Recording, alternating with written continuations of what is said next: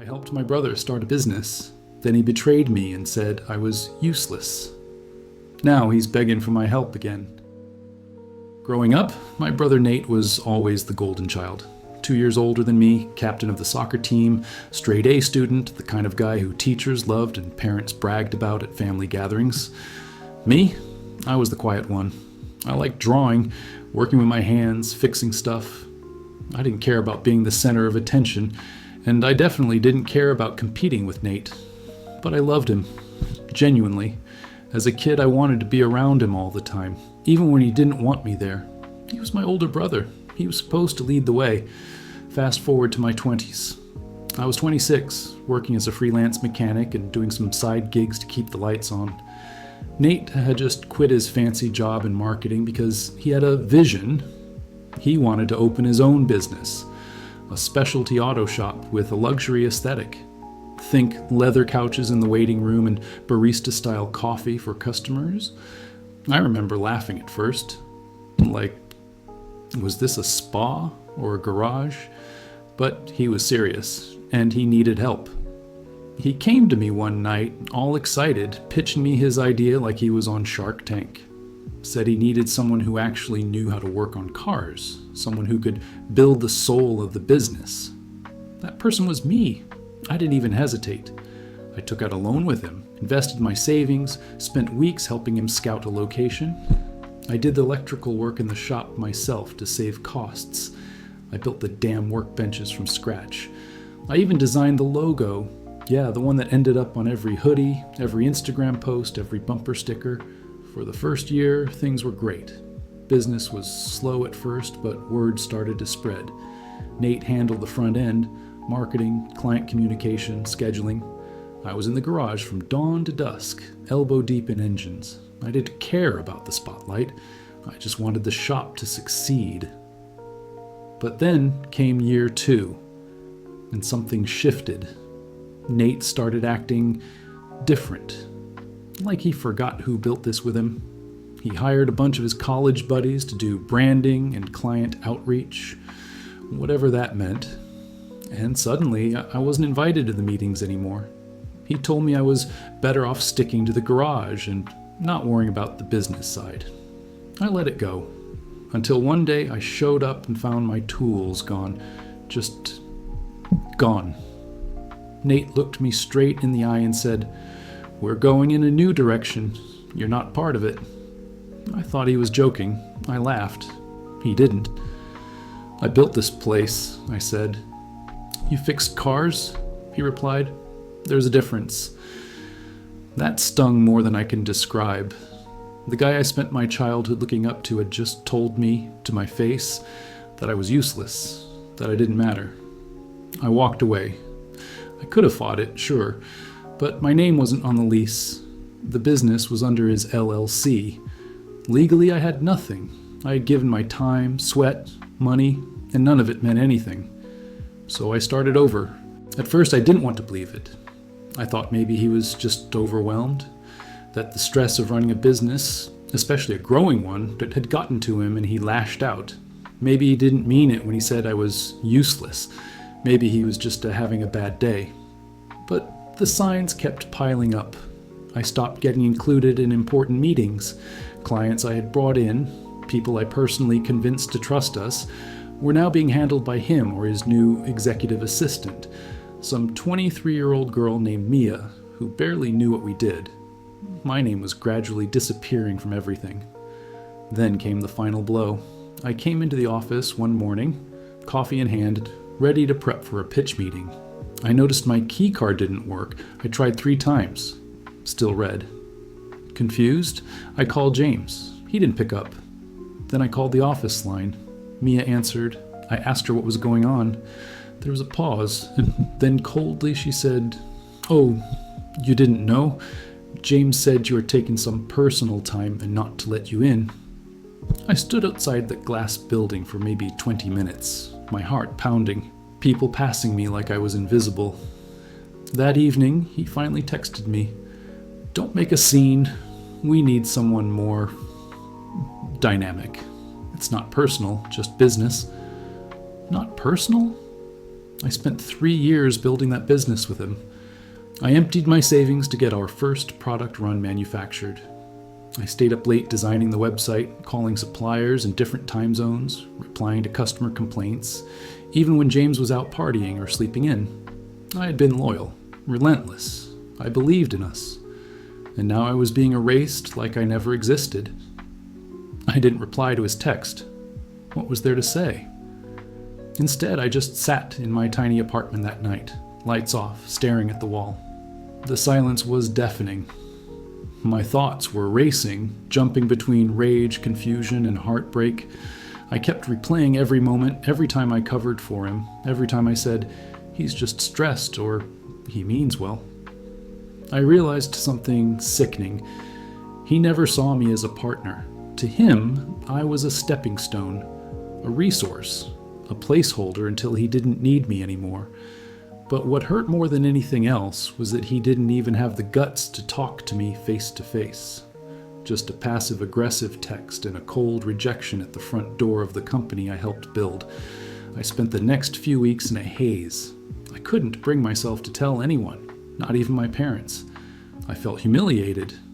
Everyone knew James as the golden boy, charming, driven, successful. I was just the guy standing in the background, nodding along, and now I had nothing to show for it. No job, no savings, no reputation in the industry, just bitterness and a phone full of unanswered messages. But I wasn't done. Not by a long shot. Eventually, when I found some strength again, I reached out to one of our early investors, an older guy named Alan, who I had built a good rapport with. I didn't go into the drama. I just told him I was looking to start something new and was wondering if he knew anyone who might be open to collaboration. He didn't hesitate. We grabbed coffee the next day. I told him everything, the vision I had for a more ethical, more sustainable version of our previous business, but this time with better transparency and values. Alan didn't even blink. He leaned forward and said, "I always knew you were the real brains behind the operation. I just didn't say it out loud." He offered to fund my new venture on the spot. That was the moment everything shifted. Starting over wasn't easy. I didn't have a fancy office or a team of developers this time. My desk was an old dining table in my apartment, and my team was just me and a borrowed laptop that overheated every time I opened too many tabs. But for the first time in years, I felt alive. There was no one barking orders, no one belittling me. I didn't have to second-guess every idea or walk on eggshells around someone else's ego. I worked 18-hour days, sometimes forgetting to eat. I was obsessed, not with revenge, but with building something that couldn't be taken from me, something mine. Alan introduced me to a few other investors who believed in my idea, and soon I had enough funding to hire a small team. Every person I brought on board was someone I respected, people who'd been overlooked, undervalued, just like me. We built a culture of trust and creativity. There were no inflated egos, no drama, just work. Good, honest work. Within 18 months, we launched our product. And within 3, we were profitable. Not barely scraping by, profitable. I'm talking real, undeniable traction. We were getting media coverage, gaining clients, and even attracting attention from people who once ignored me at meetings when I was just the co-founder's brother. And then he showed up. I hadn't heard from James in nearly 2 years. I was sitting in my office going over client reports when I got the email. Subject line, "Let's catch up." I almost laughed out loud. I clicked it anyway. "Hey, I know it's been a while. I've been thinking a lot about the past, and I realize things ended in a way they shouldn't have. I miss our talks, man. I made a lot of mistakes. Things haven't been going great lately. Would you be open to grabbing coffee? Just to talk?" I stared at the screen for a while. He didn't even mention what he did. No acknowledgement of how he gutted me, threw me out of our company like I was nothing. Just vague words and a smiley face at the end. No apology, no accountability. But here's the kicker. I already knew things weren't going great for him. I'd heard through the grapevine that the company was tanking. Investors were pulling out. Turns out, being charming only gets you so far when you're terrible at managing people and making strategic decisions.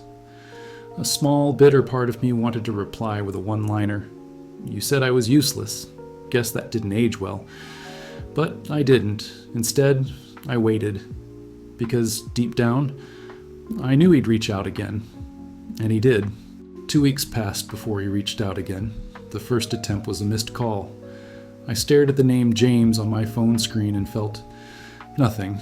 Not anger, not sadness, just a hollow kind of silence inside me. I let it ring until it stopped. No voicemail. A day later, I got a message from him. Short and desperate.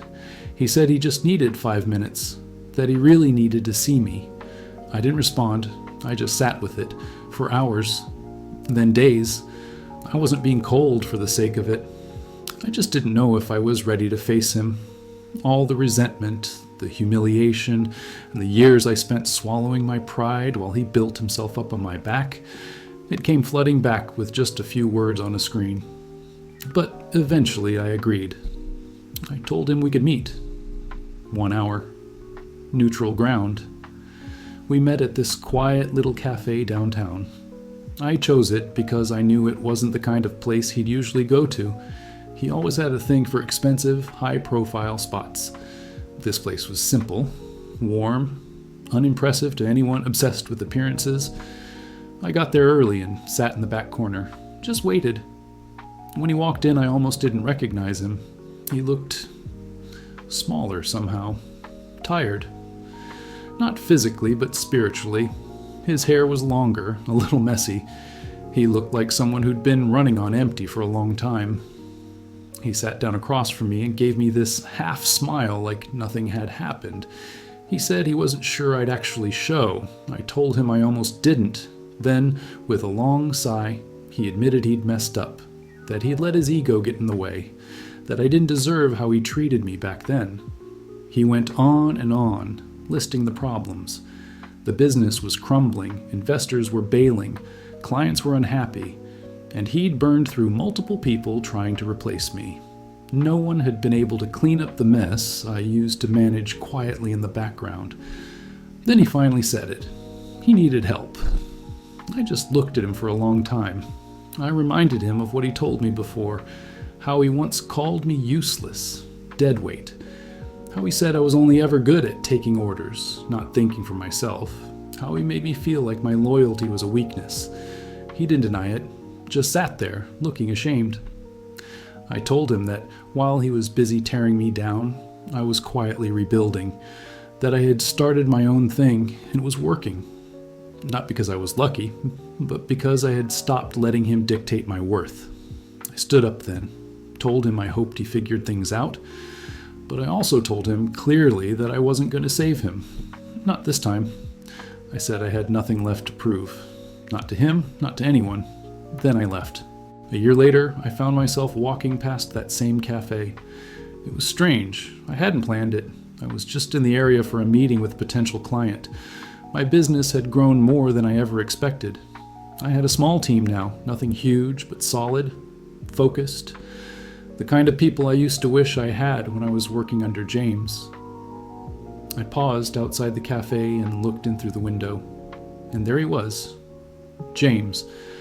He was sitting alone, same table as last time, but he looked worse than before. There was a sort of heaviness in the way he sat, like the world had pressed down on him and he hadn't figured out how to stand back up. He didn't see me. I didn't go in. I just stood there for a moment, letting the weight of it all settle. He never got the business back on track. I'd heard through mutual connections that he'd tried to pivot into something new, tried to bring in fresh blood, but the damage had already been done. His name didn't carry the same weight it once did. People had stopped trusting him. I thought about how much of myself I had once poured into that business and how easily he'd thrown me away when he thought he didn't need me anymore. And then I thought about where I was now, not just professionally, but personally. I was no longer living in the shadow of his ambition. I was building something on my own terms, with integrity, with people who respected me. I walked away, not out of anger, not out of spite, just peace. I didn't need closure from him. I didn't need an apology or validation. I had already moved on. And that, I realized, was the most powerful thing of all. If there's one thing I've learned from all of this, it's that betrayal doesn't always come from enemies. Sometimes it comes from the people you'd lie down in traffic for. Helping my brother was never about money or recognition. I did it because I believed in him, because I thought we were in it together. But when people show you who they really are, believe them. If you're going through something similar, if someone you love has turned on you, used you, made you feel like you're disposable, let me tell you something. You're not. You're not useless, you're not replaceable, and you sure as hell are not weak for walking away. It hurt losing my brother, but it would have hurt more to keep giving myself to someone who saw me as nothing but a tool. Sometimes the best thing you can do is leave people behind and bet on yourself. I did, and it was the best damn decision of my life.